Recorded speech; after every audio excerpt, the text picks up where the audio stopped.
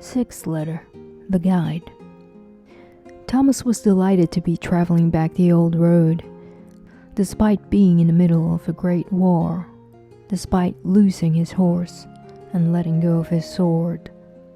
He was learning to walk boldly and fearlessly with the light, reflected by his brilliant guide. He was shown how battles are fought without a mount or a blade of some sort, but with an understanding of how evil things contain in itself the seeds of its own undoing. Now, as Thomas came across these insights, soon he would be losing his eyesight, for it was already on its way of happening.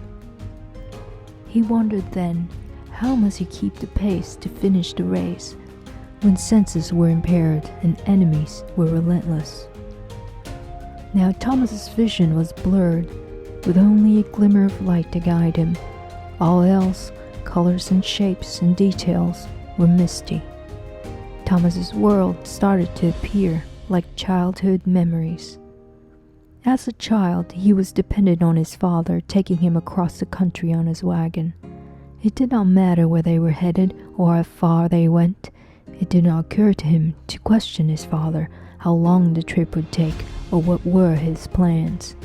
As the child would be merry for as long as he was traveling in the presence of his dad, for despite the uncertainty of the journey, he trusted that his father would take them home eventually. When Thomas woke up the next morning, the dog advised him to start looking for a string. So Thomas used this string to tie a bond between its body and his wrist. When Thomas' eyesight started to disappear, a lot of distractions also disappeared with it. From now on, Thomas had to live with the certainty that he would never fully see what was physically facing him.